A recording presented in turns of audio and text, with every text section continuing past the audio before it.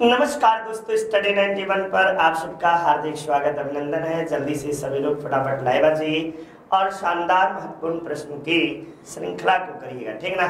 क्योंकि आज थोड़ा सा गला परेशान है, तबीयत भी थोड़ा फीवर जैसा है, तो आज ज़्यादा बोलूँगा नहीं। आप सबसे आप जो किए हैं उन्हीं प्रश्नों को देखता हूँ कि जवाब आप किस तरह से देते हैं, ठीक। तो चलिए एक बार सभी लोगों को सादर नमन है, शुभ संध्या है और सभी लोग शानदार तरीके से प्रश्नों की ओर जुड़ जाइएगा और बिना देरी किए, बिना हिचकिचाहट का शानदार जवाब के साथ उम्मीद यही करता हूं कि किसी का कोई भी गलत नहीं होगा। बाकी तो मैं हूं, आप इस बात के लिए बिल्कुल निष्फिक्र रहिए, ठीक ना। तो चलिए आइए हम सब जबरदस्त तरीके से आप सबके बीच ये आपको पहला ही प्रश्न रहा कि निम्न में से किस केंद्रीय मंत्री ने बायोटेक शोधकर्ताओं और स्टार्टअप के लिए एकल पोर्टल का अनावरण किया है। ये वेरी इंपॉर्टेंट प्रश्न, करंट का प्रश्न है। यानी किस केंद्रीय मंत्री ने बायोटेक शोधकर्ता और स्टार्टअप के लिए एकल राष्ट्रीय पोर्टल का अनावरण किसके द्वारा किया गया? हरदीप सिंह पुरी, राजनाथ सिंह, डॉक्टर जितेंद्र सिंह या संदीप मेहता, इनमें से किसके द्वारा आपको जो है बायोटेक शोधकर्ताओं और स्टार्टअप के लिए शुरू किया गया है?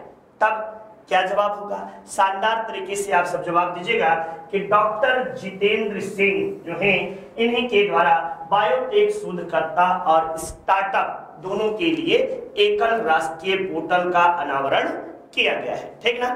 चलिए नेक्स्ट देखिए। लेबर पार्टी के नेता, कई बार इस प्रश्न को मैंने कराया है, ये 31वें राष्ट्र प्रधानमंत्री हैं उस देश के, ठीक ना। और ये सनातनी परंपरा के अनुसार देखेंगे कि पीले रंग का भगवा गमछा लगा के खूब अपने चुनाव प्रचार किए, ठीक ना। तो हाल ही में किस देश के प्रधानमंत्री के रूप में एंथनी अल्बानीज ने शपथ लिया? तो जापान, ऑस्ट्रेलिया, चीन या अमेरिका? तो ऑस्ट्रेलिया के प्रधानमंत्री के रूप में आपको एंथनी एल्बा, जो लेबर पार्टी से संबंधित है, ये आपको लिए, ठीक ना। अब ऑस्ट्रेलिया के विषय में ज्यादा जानना हो तो बहुत महत्वपूर्ण बातें हैं। ऑस्ट्रेलिया को भूमध्य रेखा बीचों बीच भाग से बांटती है, यानी दो बराबर भागों में बांटती है। ऑस्ट्रेलिया देश जो है पूरे महाद्वीप पर फैला हुआ है। ऑस्ट्रेलिया को ओशनिया महाद्वीप के नाम से जानते हैं। इसे प्रायद्वीपीय महाद्वीपीय प्रायद्वीप के नाम से भी जानते हैं।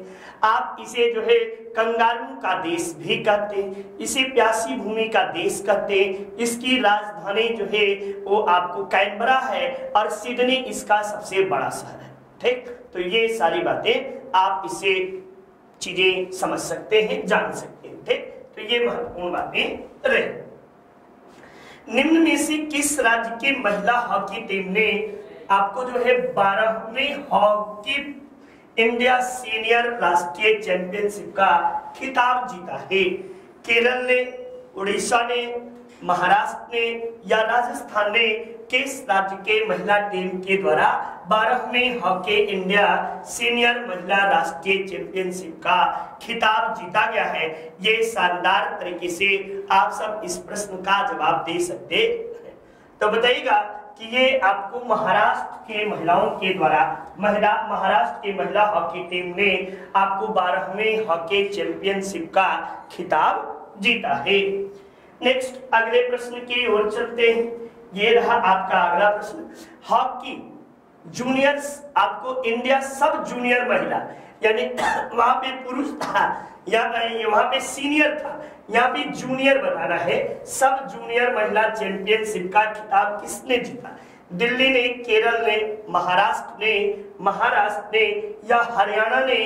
तो बताइएगा कि जूनियर वाला हरियाणा जीता और सीनियर वाला महाराष्ट्र ने जीता, ठीक ना।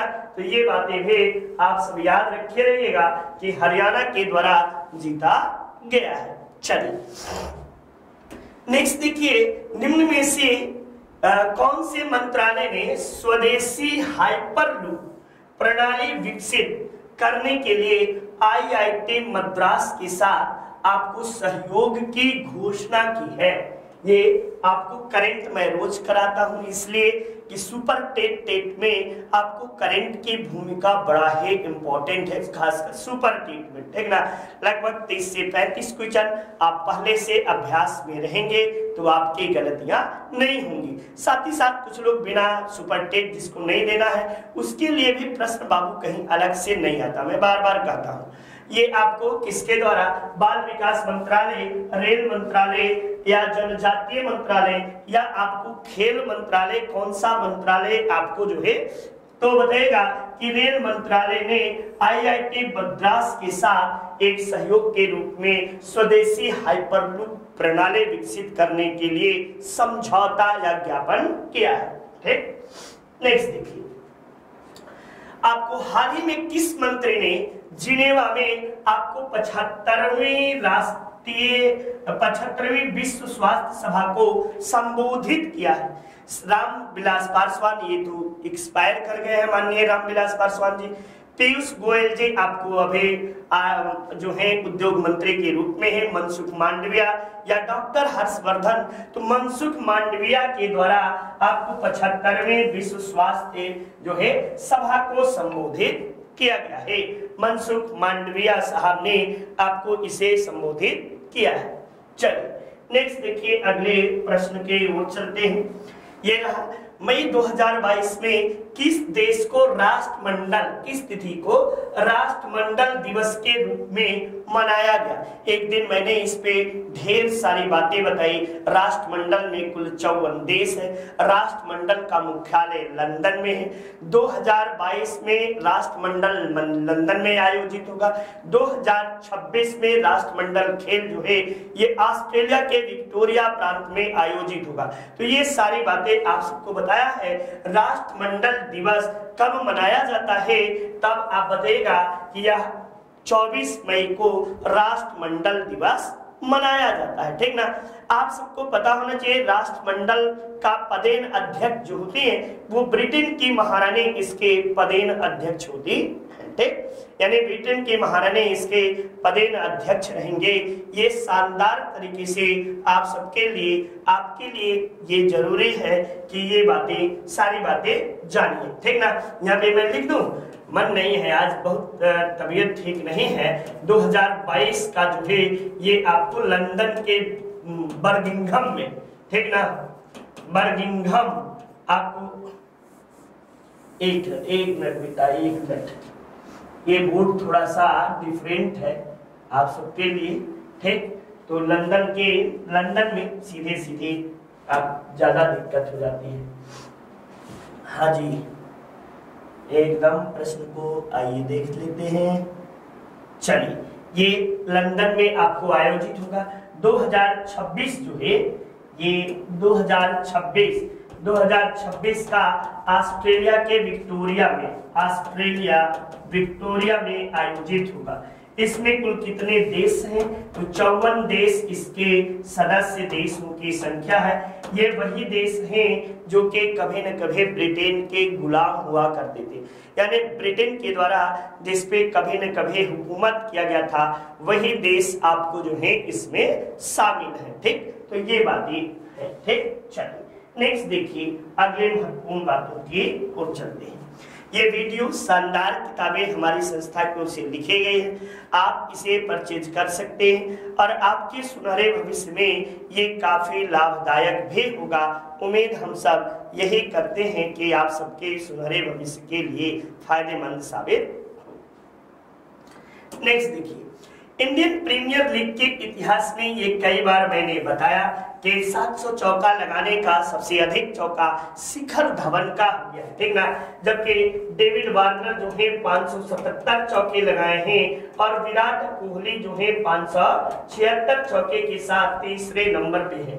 लेकिन आपको शिखर धवन 700 चौके लगाने वाले आईपीएल इतिहास के पहले खिलाड़ी।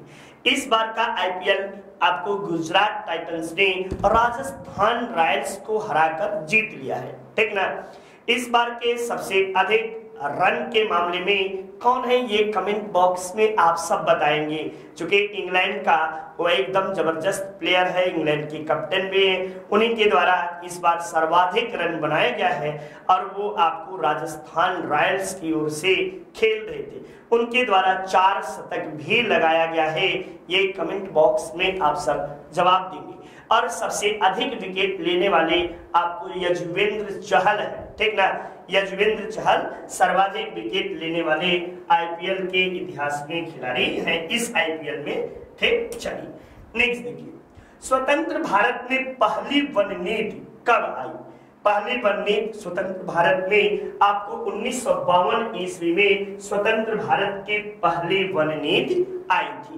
जबकि वन संरक्षण अधिनियम जो है, वन संरक्षण अधिनियम आपसे पूछा जाए तब आप बताइएगा कि 1980 ईस्वी में आपको वन संरक्षण अधिनियम आया है। ये बातें वन एवं वन्य जीव संरक्षण अधिनियम जो है, वन एवं वन्य जीव, ठीक ना, वन्य जीव संरक्षण अधिनियम, संरक्षण अधिनियम कब आया है? तो इसका जवाब आप दीजिएगा कि 1972 ईस्वी में आपको जो है आया है। तो ये सारी बातें आपको जो है महत्वपूर्ण रूप से याद रखना पड़ेगा। भारत में प्रत्येक वर्ष वन महोत्सव कब मनाया जाता है? ये वन महोत्सव कब मनाया जाता है? 1 जून से 7 जून, यानी जून के पहले सप्ताह में, या जुलाई के पहले सप्ताह में, या मार्च के पहले सप्ताह में, या आपको जो है जुलाई, ये 2 चीजें। अच्छा, 1 जुलाई से 7 अप्रैल कब तक मनाया जाता है? यहाँ पर भी तक लिख लो, ठीक ना, तक कब तक मनाया जाता है? तो इस प्रश्न में आप जवाब दीजिएगा जुलाई के पहले सप्ताह में वन महोत्सव के रूप में आयोजित किया जाता है, ठीक ना। जुलाई का पहला सप्ताह वन महोत्सव के रूप में आयोजित करते हैं। नेक्स्ट, यूनेस्को द्वारा मानव एवं जीव मंडल पर एक कार्यक्रम की शुरुआत कब की गई थी? 1970 में, 1971 में, 1972 में, या 1973 ईस्वी में यूनेस्को ने कब शुरू किया था? तो जवाब दीजिएगा कि यूनेस्को के द्वारा मानव और जीव मंडल पर एक कार्यक्रम की शुरुआत 1973 ईस्वी में किया था। कब? 1973 ईस्वी में कार्यक्रम के यूनेस्को के द्वारा शुरू किया गया था, ठीक। चलिए नेक्स्ट देखिए, भारत में प्रोजेक्ट क्रोकोडायल कब प्रारंभ हुआ? यानी मगरमच्छ के लिए आपको परियोजना की शुरुआत कब हुई? तब आपको जो है गिर परियोजना कब आया? गिर परियोजना किससे संबंधित है बच्चा? सब परियोजना को थोड़ा थोड़ा देख लेते हैं, इंपॉर्टेंट वाला। तो गिर परियोजना 1972 में आया। टाइगर परियोजना, ठीक ना, टाइगर या बाघ परियोजना कब आया? तो बाघ परियोजना बच्चा 1973 में आपको आया। ये बातें भी याद रखिएगा। हाथी परियोजना कब आया? हाथी परियोजना, तो हाथी परियोजना 1992 ईस्वी में हाथी परियोजना की शुरुआत आपको हुई। अब पूछा प्रोजेक्ट क्रोकोडायल आपको 1973, 74, 75 या 77 में, तो 1975 ईस्वी में प्रोजेक्ट आपको क्रोकोडायल की शुरुआत हुई। और इसी वर्ष हांगुल परियोजना की भी शुरुआत आपको जो है इसी समय होती है। चलिए नेक्स्ट देखिए, अगली बातों में वन्य जीव अधिनियम कब पारित हुआ? 1965, 1980, 1986 या 1972 में? तब बतेगा वन एवं वन्य जीव संरक्षण अधिनियम 1972 ईस्वी में श्रीमती इंदिरा गांधी जी के कार्यकाल में पारित हुआ। श्रीमती इंदिरा गांधी जी के कार्यकाल में, इंदिरा गांधी जी के कार्यकाल में पारित हुआ, ठीक ना। गांधी जी के समय में ये पारित हुआ। ये बातें आप सबको पूरी तरह से याद होनी चाहिए। कहीं से भी इस तरह के प्रश्न आपसे गड़बड़ नहीं होने चाहिए। उम्मीद यही करता हूँ कि आप सब जबरदस्त तरीके से पढ़ेंगे और आपको पढ़ने में कहीं भी कोई परेशानी भी नहीं आएगी, ठीक।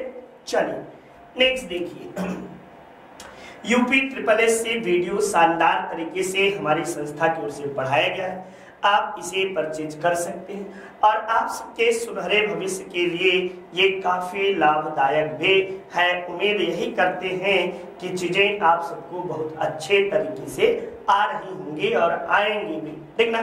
तो एकदम जबरदस्त तरीके से आप सब पढ़ते चलिए, बाकी की किसी चीज के आपको चिंता नहीं होनी चाहिए और आप सब एकदम जितने अच्छे से पढ़ेंगे उतने चीजें आपको अच्छे तरीके से आएंगी।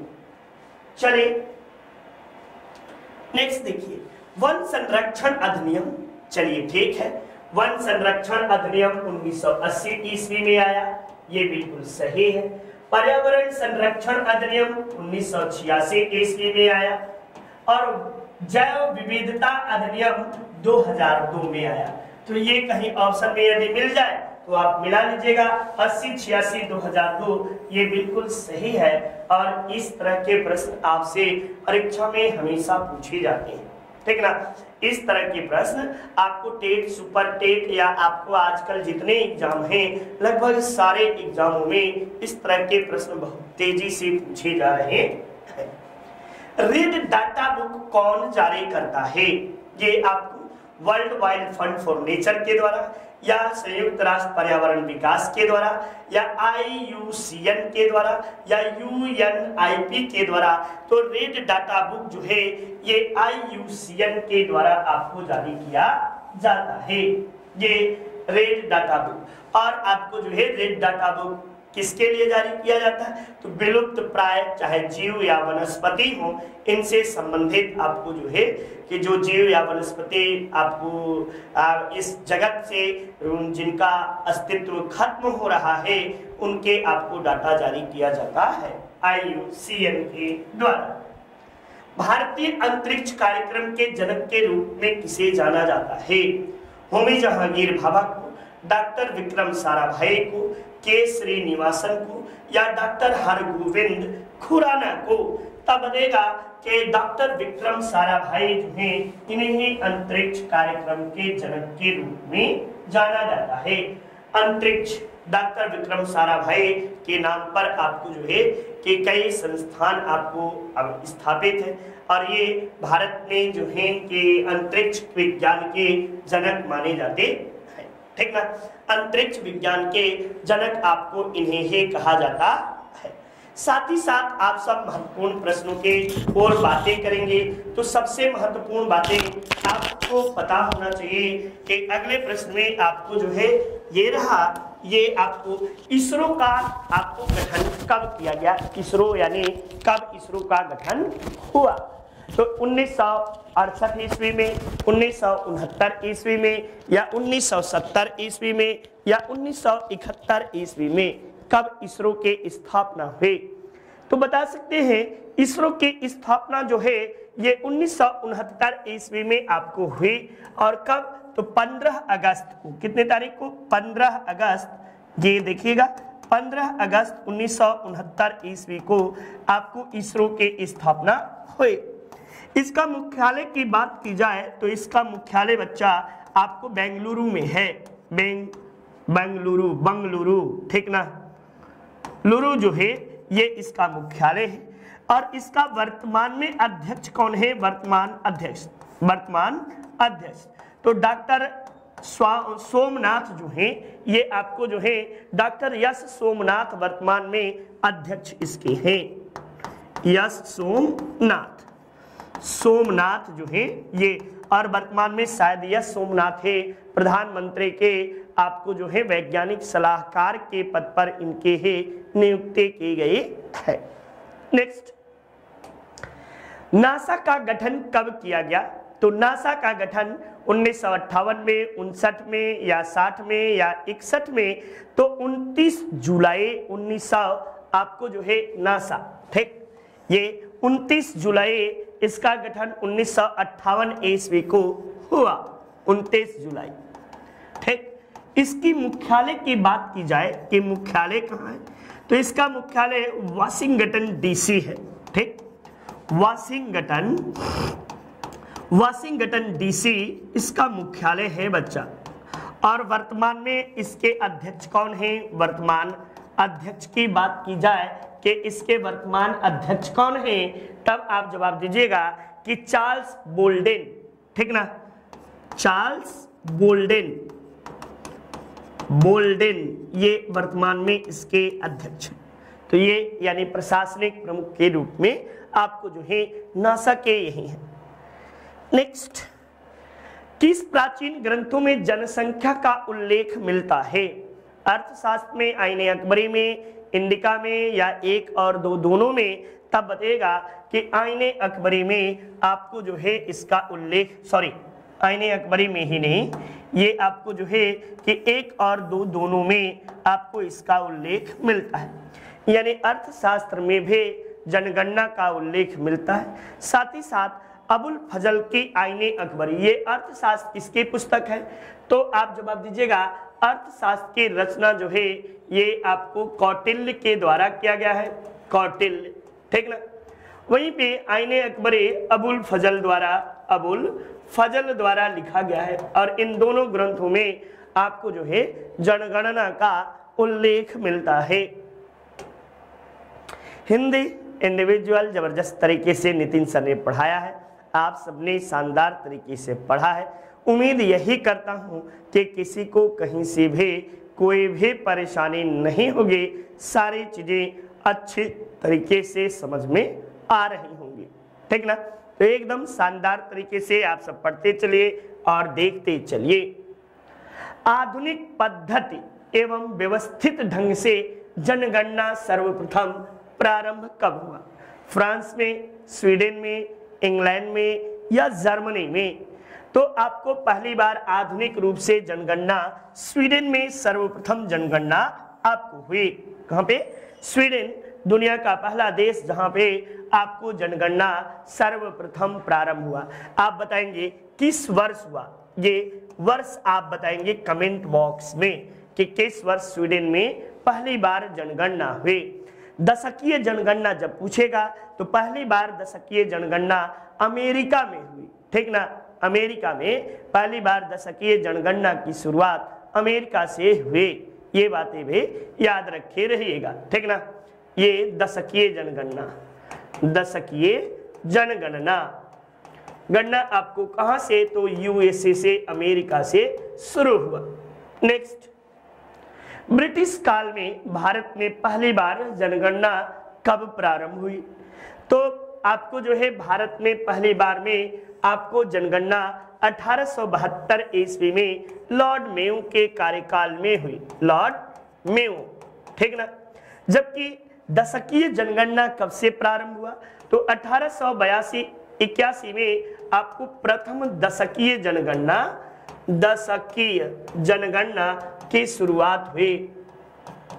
और उस समय कौन था? तो लॉर्ड रिपन के कार्यकाल में। आजादी के पूर्व आपको कुल 7 जनगणना हुआ था। आजादी के पूर्व और आजादी के बाद कुल 8 जनगणना। आजादी के बाद, ठीक, ये आपको जो है 8 जनगणना हुआ है। यानी 8, 7, 15 कुल देश में आपको जनगणना हुए हैं। ठीक, इसके साथ साथ ही 1921 का वर्ष जो है ये जनगणना का महान विभाजन वर्ष कहलाता है। जनगणना का महाविभाजन वर्ष, विभाजन वर्ष के नाम से जाना जाता है। ये बातें आप सभी याद रखे रहिएगा। अगले महत्वपूर्ण प्रश्नों की ओर चलते हैं। स्वतंत्रता के बाद भारत में अब तक कुल कितनी जनगणना हुई है? ये यानी 1947 में, यानी आजादी के बाद पहली जनगणना 1951, दूसरा 1961, तीसरा 71, चौथा 81, पांचवा 91, छठा 2000 आपको 1, सातवां 2011। 1, 2, 3, 4, 5, 6, 7, यानी आजादी के बाद कुल 7 जनगणना आपको हुआ है। कितने? 7 जनगणना आजादी के बाद हुआ है। यहाँ पर शायद आपको 7 होगा, ये 7 होगा। ठीक ना, और ये आजादी से पहले कुल 8 जनगणना। ठीक, ये महत्वपूर्ण बातें रही। नेक्स्ट देखिए अगले प्रश्न में ये रहा, दशकीय जनगणना वृद्धि किसे कहते हैं? तो आपको 10 वर्ष में जनसंख्या में हुई प्रतिशत वृद्धि को दशकीय जनगणना कहते हैं। या आपको 1 वर्ष में हुई, 1 वर्ष से तो कोई मतलब ही नहीं, 10 वर्ष में हुई जनसंख्या में वृद्धि है, नहीं भैया, 10 वर्ष में जनसंख्या में हुई प्रतिशत वृद्धि को जनगणना वृद्धि के नाम से जाना जाता है। ठीक ना, तो इसे ही हम सब जनगणना वृद्धि कहते हैं। नेक्स्ट, भारत में सर्वाधिक ग्रामीण एवं नगरीय जनसंख्या वाले राज्य कौन कौन से हैं?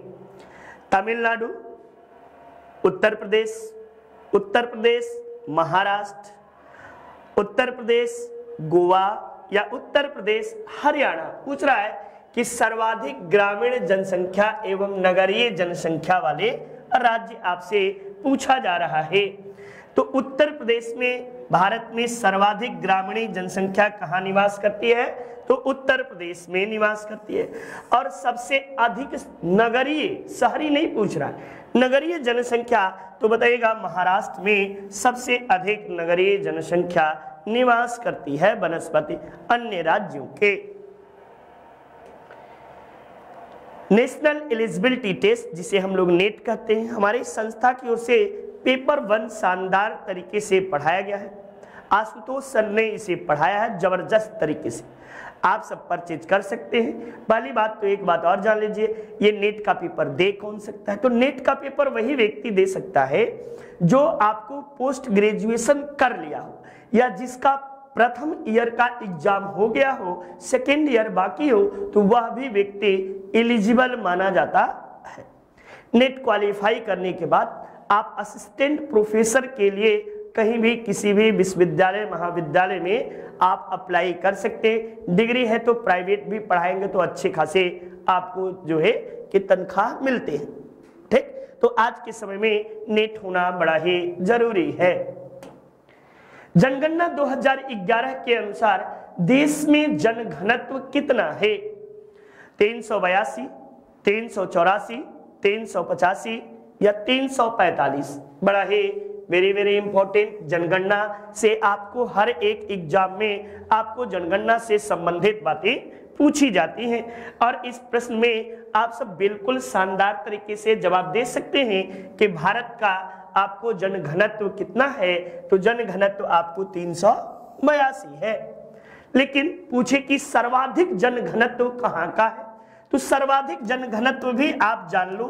ठीक ना, आपको 2001 की जनगणना के अनुसार सर्वाधिक जनघनत्व जो था वो पश्चिम बंगाल का था, लेकिन 2011 की जनगणना में सर्वाधिक जनघनत्व वाला जो है जनघनत्व वाला राज्य आपको बिहार है। और बिहार में कितना है? तो 11 आपको जो है 6 प्रति वर्ग किलोमीटर जनसंख्या आपको है, यानी 1 किलोमीटर में 1106 व्यक्ति निवास करते हैं। वहीं न्यूनतम की बात की जाए तो न्यूनतम में अरुणाचल प्रदेश है और यहाँ पर सिर्फ 17 व्यक्ति आपको निवास करते हैं। तो ये महत्वपूर्ण बातें आप सबके लिए रहा। नेक्स्ट देखिए, वायुमंडल की दशाओं में परिवर्तन किस कारण होता है? तापमान में वृद्धि के कारण, पवन आर्द्रता में परिवर्तन, ये परिवर्तन बच्चा सही कर देना, परिवर्तन, ठीक ना, परिवर्तन के कारण, या आपको वायु दाब में परिवर्तन के कारण, या उपयुक्त सभी। तब इस प्रश्न के जवाब में आप कह सकते हैं कि उपयुक्त सभी कारक जो हैं इसके लिए उत्तरदायी होते हैं। वायुमंडल में परिवर्तन सिर्फ एक कारणों से नहीं होता बल्कि उसके लिए कई कारण जिम्मेदार होते हैं। मध्य एशिया में आने वाली शीत पवनों को भारत में प्रवेश से कौन रोकता है? कुनलुन सान पर्वत, तिएन सान पर्वत, पामीर का पठार या हिमालय पर्वत, किसके द्वारा आपको रोका जाता है? तब आप बताइएगा कि भारत में आने वाले शीत पवनों से रक्षा करने का कार्य हमारा हिमालय करता है। देखना, हिमालय पर्वत ये आपको जो है कि विश्व की आपको चौथी सबसे लंबी श्रृंखला मानी जाती है। इसके साथ साथ आप सबको बता दें कि पूर्व से, यानी इस तरह से पूर्व से पूर्व से पश्चिम की ओर दुनिया की सबसे लंबी पर्वत श्रृंखला मानी जाती है। इसकी कुल लंबाई आपको जो है किसी किसी किताब में 2400 किलोमीटर देता है बच्चा, कहीं कहीं इसकी लंबाई 2500 किलोमीटर देता है। ये दुनिया की टॉप मोस्ट जो आपको पर्वत श्रृंखलाएं हैं इसी पर्वत श्रेणी में स्थित हैं, ठीक ना। माउंट एवरेस्ट पर्वत जो इसकी सबसे ऊंची पर्वत श्रृंखला है, और ये कहाँ है तो नेपाल में स्थित है। नेपाल में इसे सागर माथा के नाम से जाना जाता है। नेक्स्ट, श्री नारायण धर्म परिपालन के नेता कौन थे? तो श्री नारायण गुरु जो थे श्री नारायण धर्म परिपालन के नेता थे। जबकि आपको ज्योतिबा फूले के द्वारा सत्य शोधक समाज नामक संस्था के स्थापना की गई थी। ये ब्राह्मणों के जबरदस्त विरोधी थे। ये समाज के निम्न तबके वर्ग को उठाने में इन्होंने बहुत बड़ी भूमिका दी। साथ ही साथ महिलाओं के शिक्षा पर आपने बहुत अधिक विशेष ध्यान दिया, या उसमें पुरजोर समर्थन इनके द्वारा किया गया। इन्होंने गुलामगिरी नामक पुस्तक की भी रचना की थी। पंडिता रमाबाई उस समय की बहुत बड़ी विदुषी महिला, जिन्होंने महिलाओं के उत्थान में और महिला शिक्षा के प्रति लोगों में जागरूकता उत्पन्न की।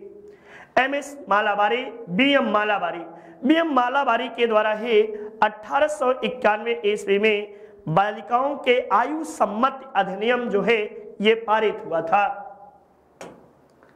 चिपको आंदोलन के नेता कौन है? Very easy question. Sir Sunderlal Bahuguna, Verghese Kurien, M S Swaminathan, Medha Patkar, सब एक से बढ़कर एक आपको नाम है। चिपको आंदोलन वास्तविक रूप से देखा जाए तो आपको 1973 ईस्वी में चिपको आंदोलन की शुरुआत वर्तमान उत्तराखंड के चमोली जिले से हुआ। कहां से? चमोली से आपको इसकी शुरुआत हुई। सुंदरलाल बहुगुणा और आपको जो है भट्ट साहब, ये दोनों इसके प्रणेता माने जाते हैं। वहीं वर्गीज कुरियन की बात करें तो भारत में आपको जो है ऑपरेशन फ्लड, जिसे हम दुग्ध क्रांति के नाम से जानते हैं, भारत में दुग्ध आंदोलन का जनक वर्गीज कुरियन को कहा जाता है। एमएस स्वामीनाथन को हरित क्रांति का जनक के रूप में जानते हैं।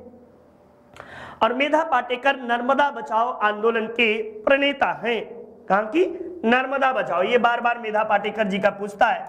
नर्मदा बचाओ आंदोलन की प्रणेता हैं। ये महत्वपूर्ण बातें आप सबके लिए रहा। नेक्स्ट देखिए, यूपी पुलिस शानदार तरीके से हमारी संस्था की ओर से पढ़ाया गया है। आप इसे परचेज कर सकते हैं और जबरदस्त तरीके से पढ़ भी सकते हैं, ठीक ना। सब पढ़ेंगे तभी आगे बढ़ेंगे, ये एक याद हमेशा रखे रहिए ये बातें। अम्लीय वर्षा किस कारण से होती है? Carbon dioxide, carbon monoxide, methane, nitrous और सल्फर डाइऑक्साइड। तो नाइट्रस और यानी नाइट्रोजन और सल्फर के ऑक्साइड के कारण आपको अम्लीय वर्षा होती है। अम्लीय वर्षा पहली बार पूरी दुनिया में कब हुई, कहां हुई? तो पहली बार नॉर्वे में हुई, ठीक ना। नॉर्वे में आपको अम्लीय वर्षा हुई। और अम्लीय वर्षा का सूचना केंद्र भी जो है ये अम्लीय वर्षा सूचना केंद्र कहाँ है? तो ये भी आपको नॉर्वे में है। नॉर्वे की राजधानी ओस्लो में। ओस्लो जो है नॉर्वे की राजधानी है और एकदम बिल्कुल आर्कटिक वृत्त पर नॉर्वे स्थित है। नॉर्वे से आपको पता होगा कि मध्य रात्रि का सूर्य का देश भी नॉर्वे को कहा जाता है। चलिए नेक्स्ट देखिए, ग्रीन हाउस इफेक्ट किसे कहते हैं? तो गैसों के वायुमंडल में एकत्र होने से पृथ्वी के वातावरण को गर्म हो जाना ही आपको ग्रीन हाउस इफेक्ट कहलाता है। ये ग्रीन हाउस इफेक्ट क्यों होता है? तो कार्बन डाइऑक्साइड, CO2, CO, आपको CH4, CFC, इन गैसों की मात्रा में वृद्धि के कारण आपको ग्रीन हाउस गैस कहे जाते हैं ये सब, और इन्हीं के कारण वायुमंडल जो होता है ये गर्म हो जाता है। नेक्स्ट, ब्रह्म समाज की स्थापना किसने की? तो ब्रह्म समाज की स्थापना जो है ये आपको 20 अगस्त 1828 ईस्वी को राजा राम मोहन राय जी के द्वारा कलकत्ता में किया गया। ये ब्रह्म समाज जो था ये एकेश्वरवाद पर आधारित था। किस पे? एकेश्वरवाद। अच्छा, कहेंगे एकेश्वरवाद होता क्या है सर? एकेश्वरवाद मतलब होता यही है कि इस जगत को चलाने वाला कोई न कोई एक है, जो हम लोग विभिन्न मत और अलग अलग देवी देवताओं को मानते हैं। ये राजा राम मोहन राय जी के द्वारा कहा गया कि सिर्फ सत्ता किसी एक व्यक्ति में है।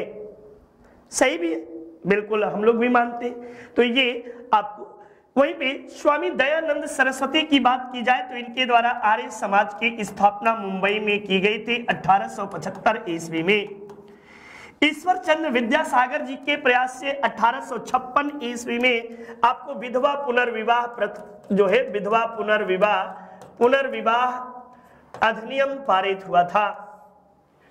देवेंद्रनाथ टैगोर, राजा राम मोहन राय की मृत्यु के बाद ब्रह्म समाज का संचालन देवेंद्रनाथ टैगोर जी के द्वारा किया गया। मंगल पांडे को फांसी कब दी गई? मंगल पांडे, इनको 8 अप्रैल 1857 ईस्वी को मंगल पांडे को फांसी दे दी गई थी। मंगल पांडे उत्तर प्रदेश के वर्तमान बलिया जिले के रहने वाले थे। बलिया जिला, ठीक ना? बलिया जिला के रहने वाले थे। ये आपको जो है उस समय कह सकते हैं कि एक छावनी थी जिसका नाम मेरे दिमाग से उतर गया है। उन्हीं के द्वारा चर्बी वाले कारतूस के विरोध करने के कारण आपको जो है कि मंगल पांडे अपने कमांडेंट की हत्या कर देते हैं, जिसके परिणाम स्वरूप 8 अप्रैल 1857 ईस्वी को इन्हें फांसी दे दी जाती है। उस समय कमांडिंग ऑफिसर जो था वो विलियम हैरिसे था। 1857 के विद्रोह के समय दिल्ली का शासक कौन था? तो 1857 का विद्रोह किस तिथि को हुई थी? इसकी वास्तविक तिथि 10 मई 1857 है। और उस समय बहादुर शाह जफर जो थे, बहादुर शाह जफर ये आपको दिल्ली के शासक थे। 1857 के विद्रोह के समय ब्रिटिश प्रधानमंत्री भी पूछता है। ब्रिटिश प्रधानमंत्री जो थे, प्रधानमंत्री कौन थे? तो लॉर्ड पामस्टन। कौन? लॉर्ड पामस्टन जो थे। और जब पूछा जाए कि उस समय गवर्नर जनरल कौन था? गवर्नर जनरल, तो बताइएगा लॉर्ड कैनिंग गवर्नर जनरल थे। और आपको जो है कि उस समय सेनापति कौन था? सेनापति तो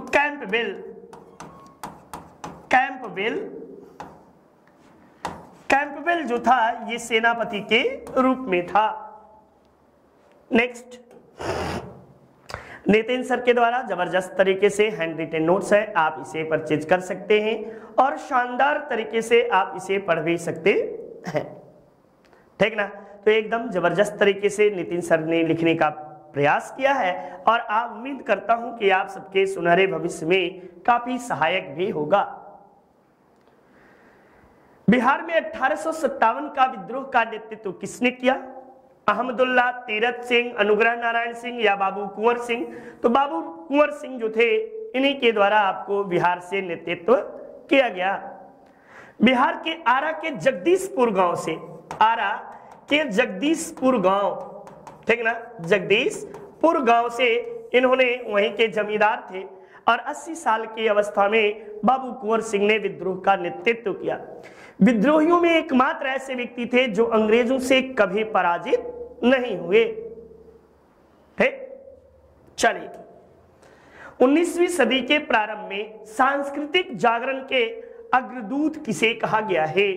सांस्कृतिक जागरण पूछ रहा है। स्वामी दयानंद सरस्वती, रविन्द्रनाथ टैगोर, सर सैयद अहमद खान या राजा राम मोहन राय? तब आप जवाब दीजिएगा, राजा राम मोहन राय को भारतीय पुनर्जागरण का अग्रदूत कहा जाता है, पैगंबर कहा जाता है। आपको पूर्व और पश्चिम के बीच सेतु के रूप में जाना जाता है। इन्हें कई उपाधियों से विभूषित किया गया है। साथ ही साथ भारत में पत्रकारिता का अग्रदूत भी राजा राम मोहन राय को कहा जाता है। 1829 ईस्वी में इनके प्रयास से ही भारत में सती प्रथा को प्रतिबंधित किया लॉर्ड विलियम बेंटिक के द्वारा किया गया। नेक्स्ट, प्रार्थना समाज की स्थापना किसने की? आत्माराम पांडुरंग के द्वारा प्रार्थना समाज की स्थापना की गई। 1867 ईस्वी में आपको जो है प्रार्थना समाज के स्थापना ये आपको आत्माराम पांडुरंग के द्वारा किया जाता है। रामकृष्ण मिशन की स्थापना कब हुई? तो रामकृष्ण मिशन की स्थापना जो है स्वामी विवेकानंद जी द्वारा किया जाता है। और स्वामी विवेकानंद ने ये इसकी स्थापना कहां की? विवेकानंद, ठीक ना? तो इसकी स्थापना 1897 ईस्वी में वेल्लोर में, ये वेल्लोर कहां है? तो ये आपको कलकत्ता के वेल्लोर में इसकी स्थापना की गई।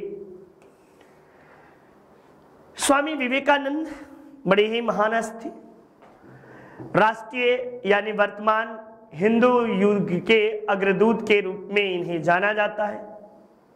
1893 के शिकागो धर्म सम्मेलन में भारत की ओर से इन्होंने भाग लिया और पूरी दुनिया को बताया कि वास्तव में सनातनी पर जो हमारा परंपरा है वो क्या है।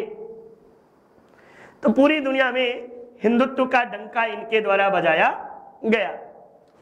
थियोसॉफिकल सोसाइटी की स्थापना किसने की? कर्नल अलकाट ने और मैडम ब्लाडबुस्टकी के द्वारा इसकी स्थापना जो है 1875 ईस्वी में अमेरिका के न्यूयॉर्क में किया गया। इसका वर्तमान अंतरराष्ट्रीय मुख्यालय कहाँ है? तो अंतरराष्ट्रीय मुख्यालय जो है अडयार में है, मद्रास के अडयार नामक स्थान पर है, ठीक।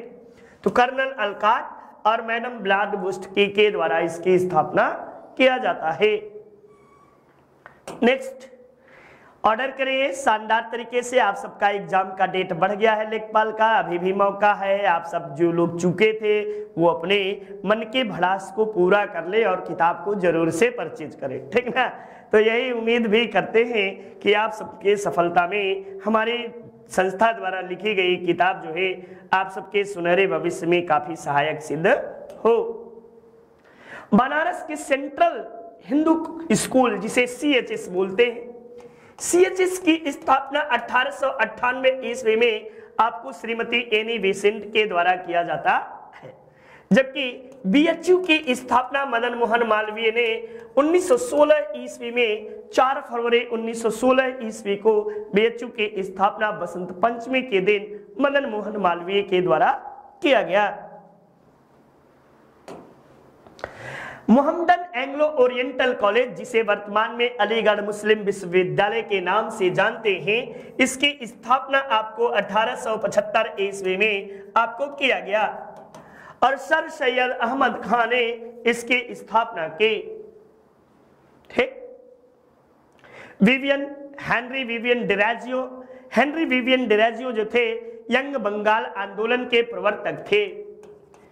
यंग बंगाल आंदोलन के